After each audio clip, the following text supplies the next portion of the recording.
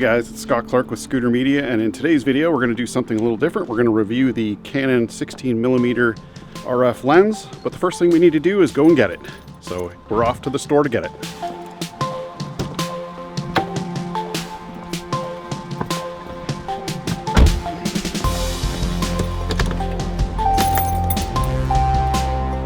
Okay guys, we're just going to head to the store. They do have the RF 16mm 2.8 STM lens in stock, so I'm pretty excited. It's pretty much sold out everywhere else. So I think my plan is we're going to go to the store, we're going to go pick up the lens, then I'm going to drive to a park and we'll test out the lens there and just kind of go through the features and do the review there. So let's go get the lens. Pretty excited.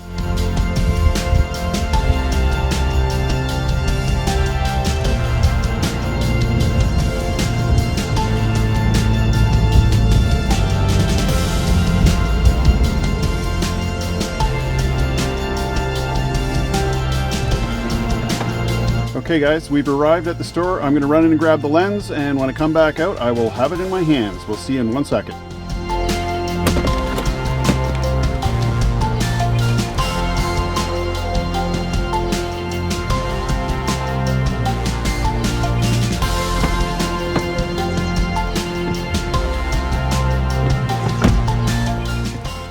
We have got the lens.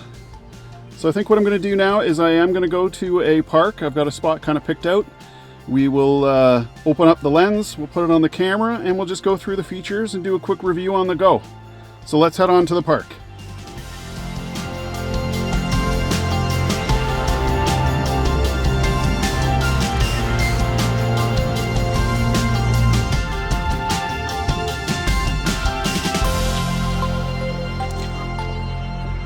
Alright guys, I just arrived at the park. We've got our lens in hand. What I thought we would do first is maybe do a quick unboxing. I know there's not much in the box, but maybe we'll take it out of the box, have a quick look at the outside of the lens, the features it has, the build quality, and then we'll put it on the camera and take it for a spin. So let's quickly get into it. Again, there's not much to the box. We already know that.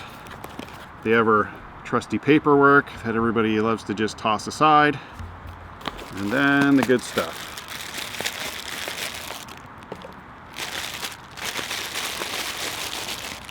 Paperwork back in there, more plastic.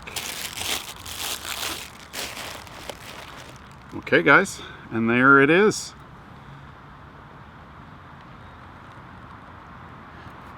Very, very small, very tiny, and very lightweight, which is a good thing. So I'll just give you a quick little close-up there, what it looks like.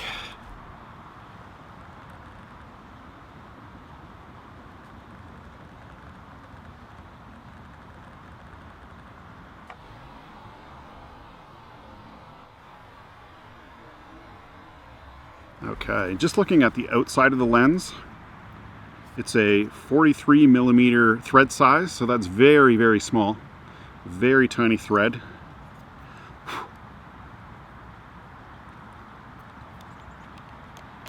We have got the control ring on the front of the lens, which is also for manually focusing. And then there's this switch, just one switch on here to switch between the focus and the control ring. And then on the back side, we do have a metal mount, but there is no weather sealing, so you're not really going to want to use this a whole lot out in the rain.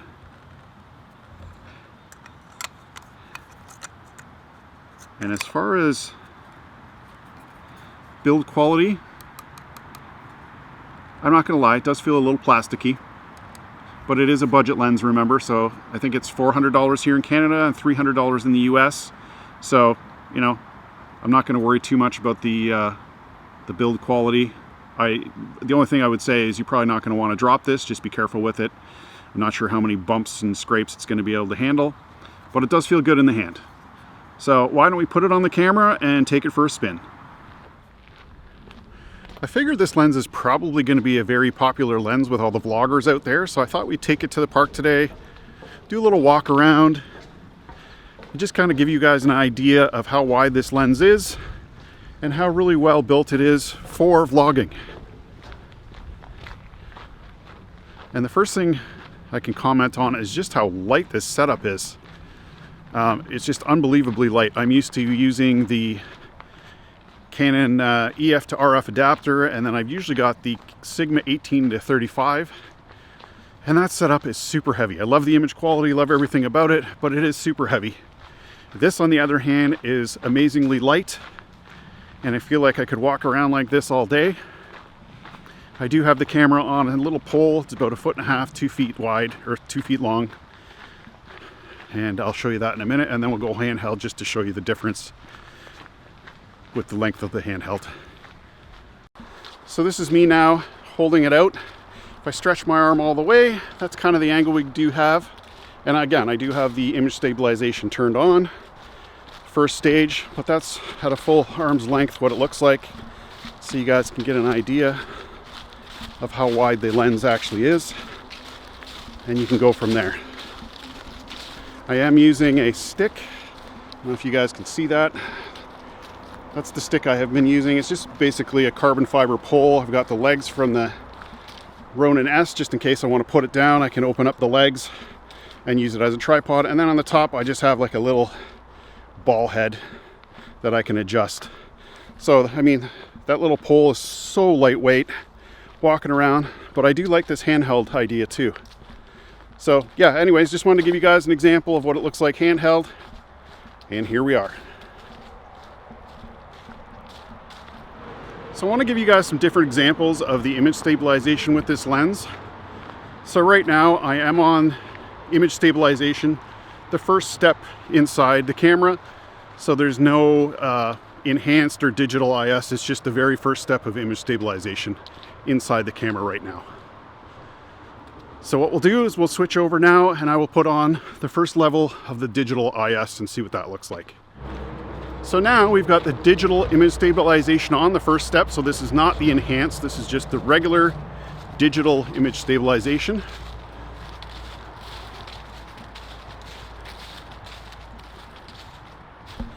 Oh, and I'm not sure if you guys, I can't really tell in the screen because it's so tiny, whether or not we get that wobble. I know some of these Canon RF lenses have the wobble when they're wide. Can't really tell. I can probably tell a little bit better once we get back to the studio. But yeah, hopefully it's not wobbling too much. Okay, the next thing we're going to try is the enhanced, so we'll turn that on next. All right, now we're in the enhanced digital image stabilization section. So it is definitely cropped in a little bit closer, but this is what the 16mm f2.8 lens looks with the digital IS on. And again, I can't really tell with this little screen whether it's wobbling in the corners. But again, we'll get back to the studio and we'll have a look and just see whether it's doing that or not. But so far, I've been pretty happy. It's very wide. Again, it is cropped in because I am in on the enhanced image stabilization now. But I think what I'm going to do is I'm going to put it back to the regular image stabilization and we'll keep touring. All right. I also just want to give you guys a quick example of the lens without the image stabilization on. So this is me walking the exact same way as I was before, but this time no image stabilization on.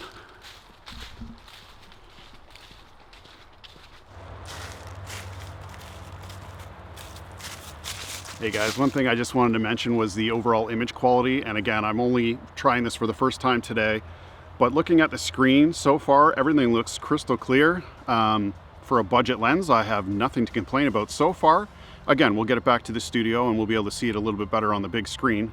But so far, very happy. Very happy with the image quality, the lightweight lens. So far, so good. Let's keep going.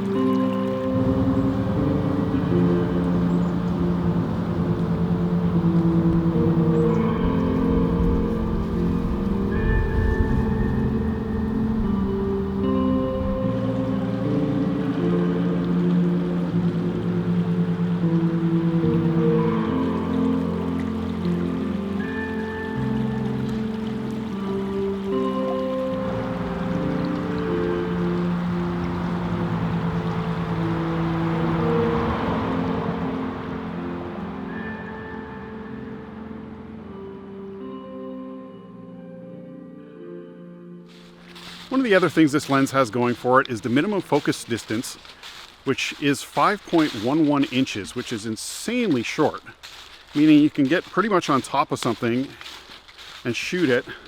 And because it does have that fast 2.8 aperture, you are going to get the blurry backgrounds. Here's a few examples of some close-ups I did just to get that blurry background, just to give you an idea of the bokeh or blurred background you can get with this lens. It's pretty good actually for an ultra-wide angle lens. One thing I will mention that I've noticed with playing with it today is it does suffer from a little bit of focus breathing. So if you're focusing on something close and you want to go to something far behind, you will see the focus breathe. It actually kind of moves in. Here's an example of that just to give you an idea. But again, this is an ultra wide angle lens. Not sure how many close-ups we're going to be doing with it. Probably going to be doing more landscape shots and vlogging in that style of shooting. But just another thing for you guys to be aware of if you're in the market for this lens. So this is Canon's first RF mount, ultra wide angle, ultra compact, fixed focal length lens. And I have to say, I think they did an amazing job on it. The fact that it's so lightweight and compact means I'm going to throw it in my bag all the time. I love that it's a 2.8 aperture, so it's nice and fast. You're going to get those blurry backgrounds and that nice bokeh. The minimum focus distance is literally 5.11 inches, which is insanely close. You're literally going to be able to get right on top of things. And it's just so handy to be able to throw this on the camera and walk around like this all day. I know a lot of you might be looking at this lens for vlogging. And honestly, if you have an RF camera, I think this is the way to go. This is the ultimate vlogging lens. Super lightweight. I know I've repeated myself, but again, I can't get over how lightweight it is compared to my usual setup with the Canon EF to RF adapter with the Sigma 18 to 35. Love the image quality. It does weigh a ton. This is like 10 times lighter than that. And honestly, I just feel like I could just walk around like this all day. This is not something we normally do on this channel. We haven't really done the vlog style walking around with the camera. But honestly, I can see myself getting used to this. It's so handy to be able to just grab the camera and go and not worry about tripods and gimbals and everything else. But yeah, overall, super happy with this lens. I think it is going to be the vlogging king. And if you are in the market for a vlogging lens or an ultra wide angle lens for, landscape photography or video, whatever it is, you can't go wrong. And I would definitely recommend this lens. So far, so good. Awesome lens. Very happy with it.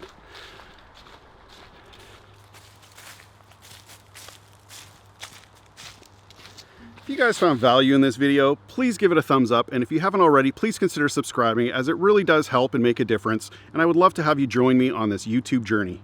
If you're interested in learning more about the Canon R6, which we use to shoot everything in today's video, there's a link right here. I did do a review on it, talking about the features for video and how great it is as a video camera. So if you're interested, check out the link there. Thanks for watching today's video. I really do appreciate it, and we will see you in the next one.